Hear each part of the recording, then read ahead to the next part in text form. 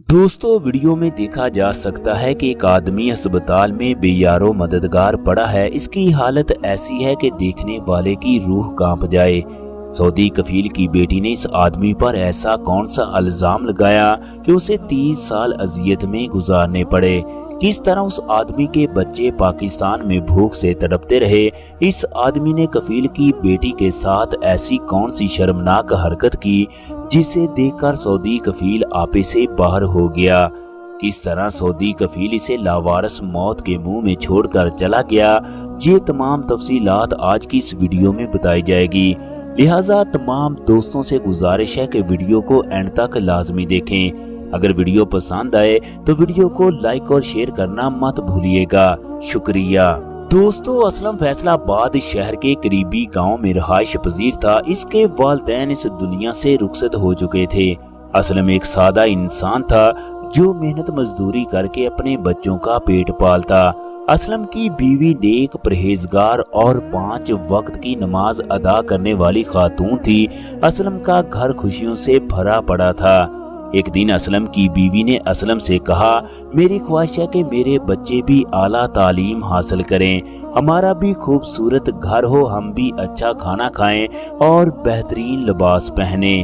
कब तक इस तरह की जिंदगी बसर करते रहेंगे? इन तमाम बातों ने असलम को सोचने पर मजबूर कर दिया। इसने अपने एक दोस्त से मशवरा किया। असलम के दोस्त ने इसकी मदद करने का फैसला किया। एक माह के अंदर अंदर असलम के तमाम कागजात मुकम्मल हो गए और वो अपनी फैमिली को अलविदा कहकर सऊदी अरब के लिए रवाना हो गया। जैसे ही असलम जद्दा एयरपोर्ट पर पहुंचा तो उसका कफील उसे एयरपोर्ट से लेने के लिए आ गया। सऊदी कफील इंतहाई अमीर आदमी था। उसके पास दुनिया की महंगी तरीन गाड़ियां और एक आलीशान बंगला था। सऊदी कफील की 3 बेटियां और 2 बेटे थे। असलम को सऊदी कफील के घर में माली का काम मिला। सऊदी कफील असलम को जो भी काम कहता असलम उसे फौरन पूरा कर देता। सऊदी कफील असलम को वक्त पर तनख्वाह देता, उसकी हर जरूरत का ख्याल रखता। असलम को कफील के घर में काम करते हुए 5 साल का अरसा हो गया। असलम सऊदी कफील के घर में एक फर्द के तौर पर काम कर रहा था। सऊदी कफील की बड़ी बेटी यूनिवर्सिटी में तालीम हासिल कर रही थी। वो सारा दिन मोबाइल इस्तेमाल करती। एक दिन सऊदी कफील ने तमाम फैमिली के साथ अबहा जाने का फैसला किया, लेकिन सऊदी कफील की बड़ी बेटी ने यूनिवर्सिटी का बहाना बनाकर साफ इनकार कर दिया। अगले दिन कफील की तमाम फैमिली ने सामान को पैक किया और अबहा के लिए रवाना हो गए। सऊदी कफील की फैमिली 3 दिन के लिए अबहा गई। अब घर में सऊदी कफील की बड़ी बेटी और असलम मौजूद थे, लेकिन असलम सऊदी कफील की बेटी को बेटी कहकर पुकारता और उसका इंतहाई ख्याल रखता।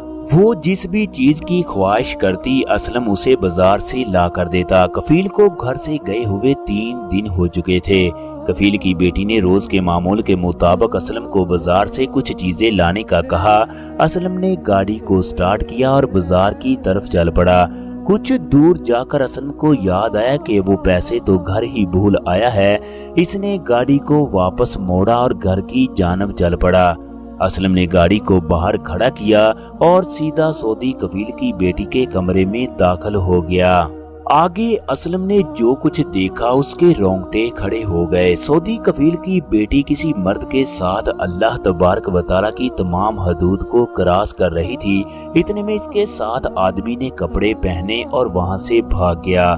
असलम भी वापस इसी तरह अपने कमरे में आकर सोचने लगा, सऊदी कफील की बेटी तो इंतहाई नेक और पर्दादार थी, फिर ये कैसे मुमकिन है? असलम के जहन में बार बार वही ख्यालात आ रहे थे।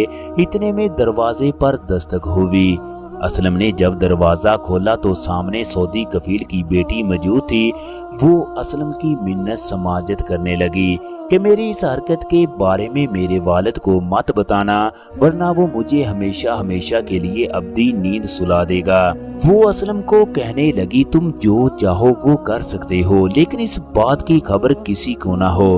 मैं तुम्हें खुदा का वास्ता देती हूँ। इधर असलम के जहन में शैतान सवार होने लगा کہ یہ بہترین موقع ہے، اس سے فائدہ اٹھانا چاہیے۔ اسلم کی آنکھوں کے سامنے سعودی کفیل کی بیٹی کا برہنہ جسم گھوم رہا تھا۔ اچانک اسلم نے خود کو سنبھالا اور سعودی کفیل کی بیٹی کو وہاں سے چلے جانے کا کہا، لہٰذا سعودی کفیل کی بیٹی روتے ہوئے اس کے کمرے سے باہر نکلی۔ جیسے ہی سعودی کفیل کی بیٹی اسلم کے کمرے سے باہر نکلی تو اس نے دیکھا سامنے اس کا باپ کھڑا ہے۔ وہ اپنی بیٹی کو روتا دیکھتے ہوئے کہنے لگا، بیٹی کیا ہوا، تم رو کیوں رہی ہو؟ سعودی کفیل کی بیٹی سعودی کفیل کو بتانے لگی کہ اسلم نے اسے کام کے بہانے کمرے میں بلایا اور اس کے ساتھ نازیبا حرکات کرنے لگا۔ اسلم اس کی عزت لوٹنے کی کوشش کر رہا تھا۔ میں اپنی عزت بچانے کی خاطر کمرے سے باہر آ گئی۔ یہ بات سن کر کفیل کا غصہ آسمان سے باتیں کرنے لگا۔ سعودی کفیل نے اسلم سے کوئی بات پوچھے بغیر اسے مارنا پیٹنا شروع کر دیا۔ سعودی کفیل اسلم کو کہنے لگا، میں نے تمہارا ہر طرح سے خیال رکھا، تمہاری ہر ضرورت کو پورا کیا، تمہیں جتنے بھی پیسوں کی ضرورت پڑی میں نے فوراً ادا کیے، تم نے میرے ہی گھر میں ڈاکہ ڈالنے کی کوشش کی۔ اسلم بار بار اپنا قصور پوچھ رہا تھا، میرا قصور کیا ہے، لیکن سعودی کفیل نے اس کی ایک نہ سنی اور اسلم کو ایک کمرے میں بند کر دیا۔ اب اسلم کے برے دن شروع ہو گئے۔ سعودی کفیل روزانہ اسلم کے ساتھ مار پیٹ کرتا، اسے بھوکا رکھتا اور اپنی نگرانی میں اس سے سارا دن کام کرواتا۔ اسلم کو سعودی کے ہاں کام کرتے ہوئے 25 سال گزر گئے، لیکن سعودی کفیل نے 1 روپے بھی تنخواہ نہیں دی اور نہ ہی اسلم کی اپنی فیملی سے بات ہوئی۔ اب اسلم کی حالت غیر ہونے لگی، اسے ہر وقت اپنی فیملی کی یاد آتی۔ 25 سال میں 1 مرتبہ بھی اس کا اپنے بیوی بچوں سے رابطہ نہیں ہوا۔ نہ جانے وہ کس طرح بھوک سے مر رہے ہوں گے، میری بیوی بچوں کا پتہ نہیں کیا بنا ہوگا۔ ایسے لاکھوں سوالات اس کے ذہن میں گردش کرتے، جس کی وجہ سے اس کا ذہنی توازن خراب ہو گیا۔ ایک دن اسے دل کا اٹیک ہوا اور اسے فالج ہو گیا۔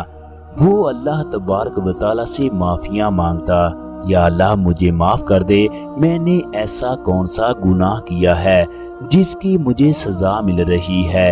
اے میرے پروردگار، مجھ پر ایسا بوجھ نہ ڈال جسے میں برداشت نہ کر سکوں۔ جب سعودی کفیل نے اسلم کی ایسی حالت دیکھی تو پریشان ہو گیا کہ اگر اس کو کچھ ہو گیا تو مجھے جیل ہو جائے گی، لہٰذا سعودی کفیل نے اسے گاڑی میں بٹھایا اور اسپتال کے باہر لاوارث چھوڑ کر چلا گیا۔ دوستو، سعودی عرب میں اس طرح کے لاکھوں واقعات ہوتے ہیں۔